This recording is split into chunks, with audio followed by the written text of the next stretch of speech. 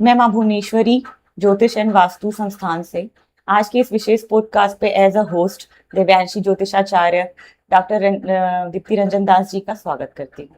धन्यवाद। दीप्ति जी, मुझे ये बताइए कि आपने न्यूमरोलॉजी, एस्ट्रोलॉजी विभिन्न विधाओं में अपनी महारत हासिल करी है और आप एक बहुत अच्छे साधक भी हैं।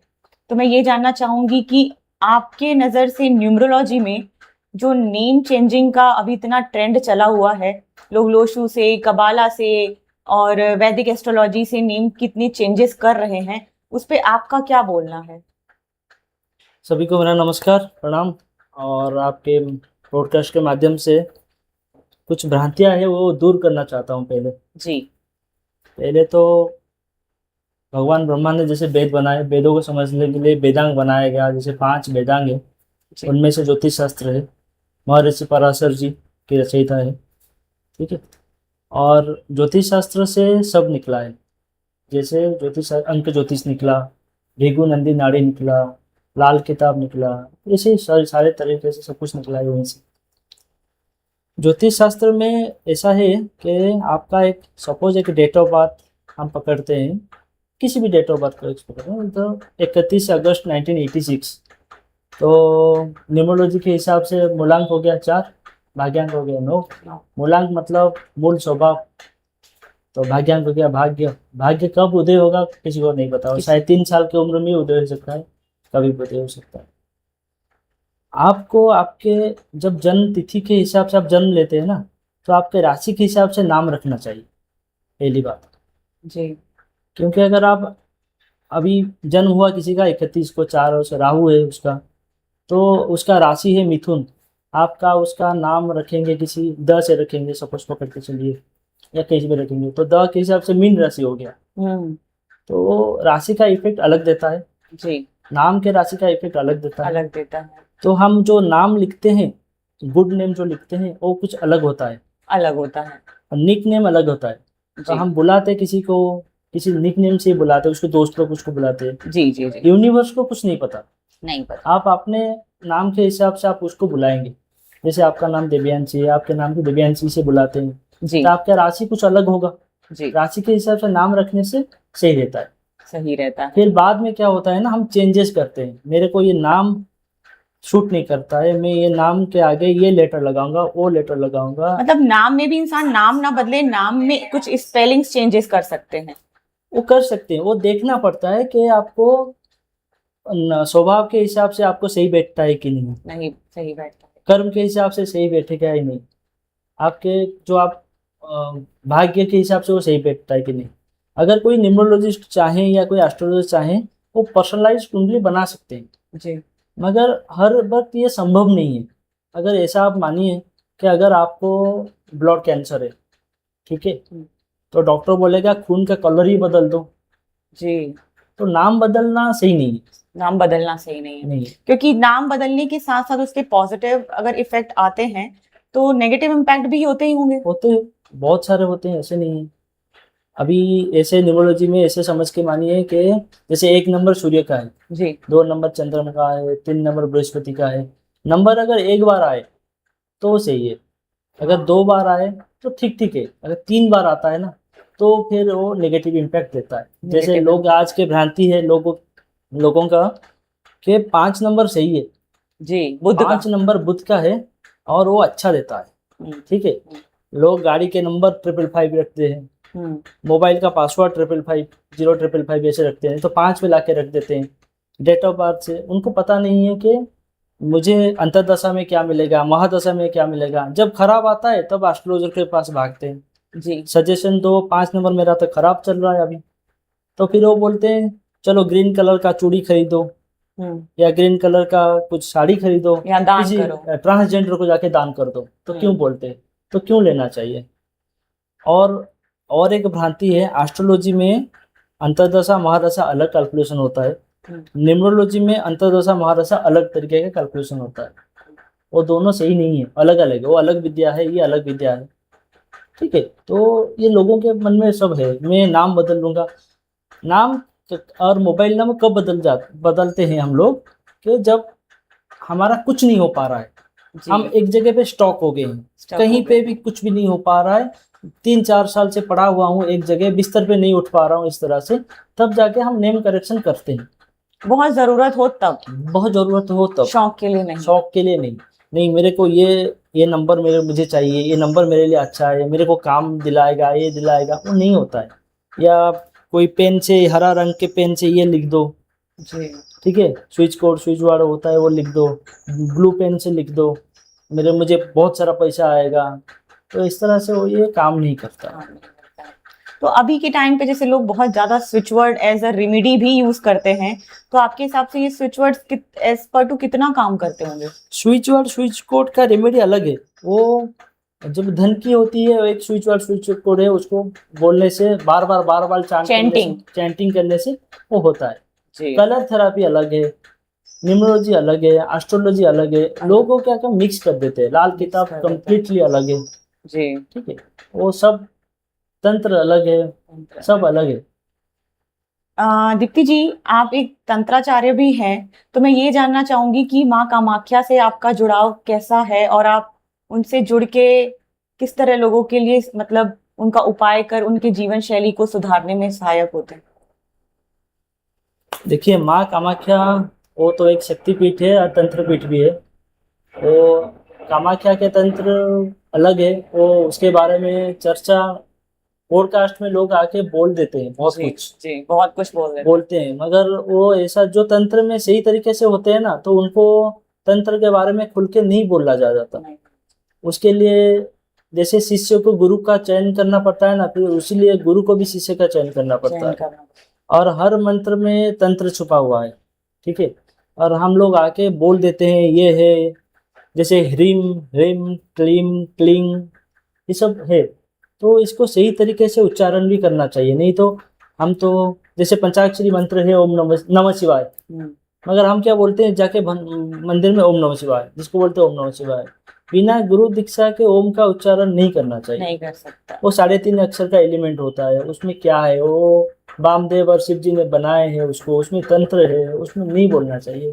बहुत कुछ है तंत्र के बारे में, हम खुल के बात नहीं कर पाएंगे क्योंकि वो हमारे विधान के खिलाफ है। क्योंकि लोग आते हैं, लोग बोलते हैं कि हमें पर 10 आप वहाँ महाविद्या लोगों की सहायता करते हैं उपाय करके, क्योंकि आपने तो पूरा सीखा हुआ है। नहीं, मैं पूरा तो नहीं सीखा हुआ हूँ, अभी मैं सीख रहा हूँ, और माँ कामाख्या की कृपा से सीख रहा हूँ, ऐसा नहीं है। लोगों का उपचार करते हैं, ऐसा नहीं है। पहले में मेरा मानना है, पहले लॉजिक समझो, लॉजिक समझने के बाद ना मैजिक काम करता है जी। तुरंत नहीं। अगर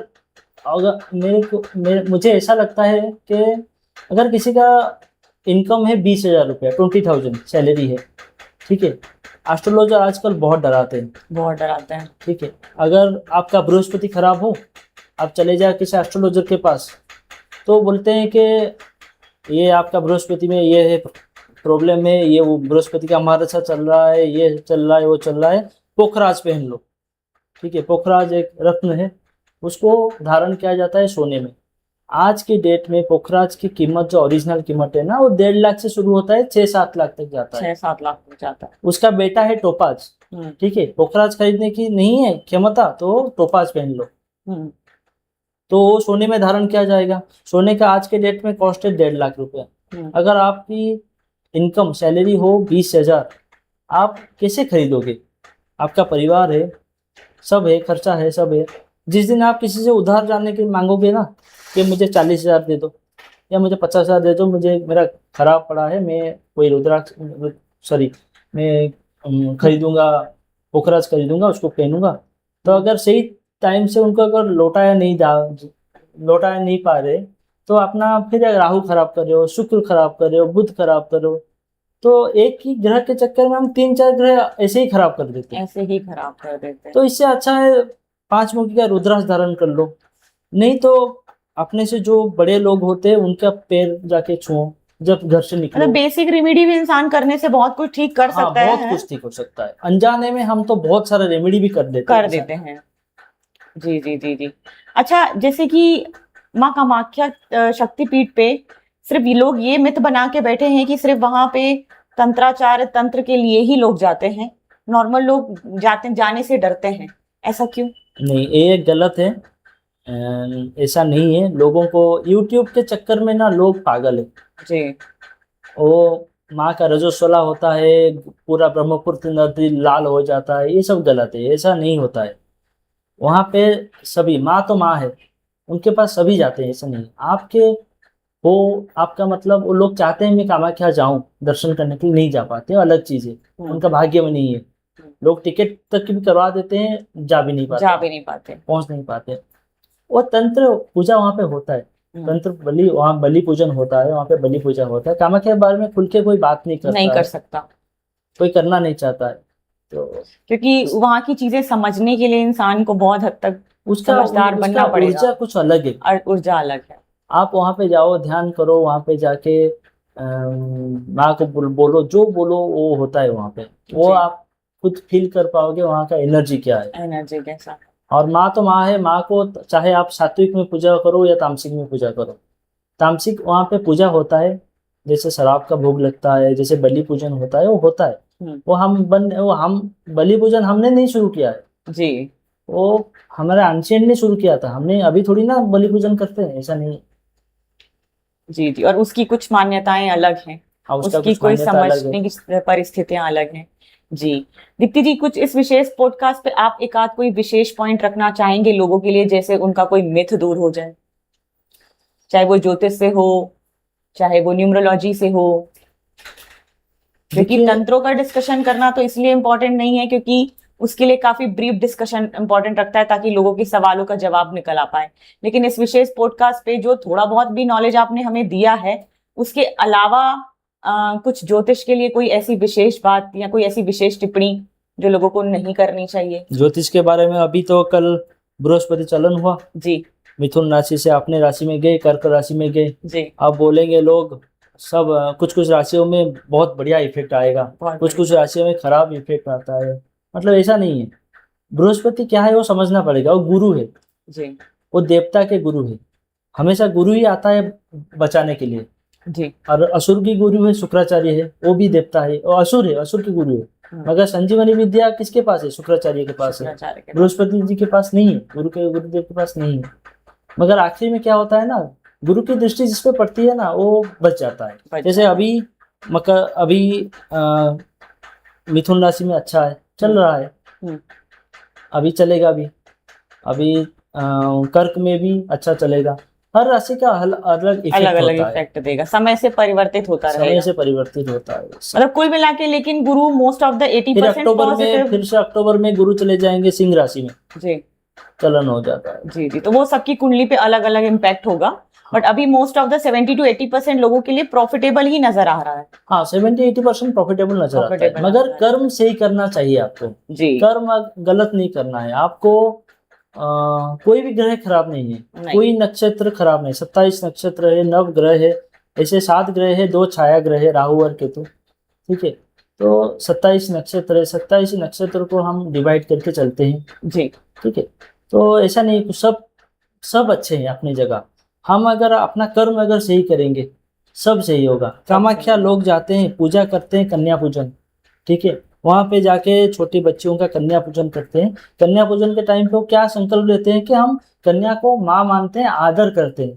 फिर वही लोग वहीं से आके फिर बाद में अपने माँ के साथ झगड़ा करते हैं, अपनी बहन के साथ झगड़ा करते हैं। रास्ते में किसी चलती हुई कोई भी औरत हो या लेडीज हो, उनके साथ बदतमीजी करते हैं। ये छोटी छोटी चीजें उनकी बाकी पूजाओं को खराब कर करता है। चाहे आप जितना भी अच्छे कर्म करो, वो चाहे आप कैंसर का हॉस्पिटल ही खोल लो जी, कर्म अगर आपका सही नहीं है तो कैसे होगा? बहुत आपने अच्छी अच्छी बातें बताई, विशेष चीजें आज आपने बताई ज्योतिष, तंत्र और न्यूमरोलॉजी के बारे में। तो मैं आपका सही दिल से धन्यवाद करना चाहूंगी दीप्ति जी कि आप हमारे पॉडकास्ट पे आए और बहुत सारे मिथ क्लियर की और बहुत सारी विशेष बातें बताई। धन्यवाद सर। धन्यवाद।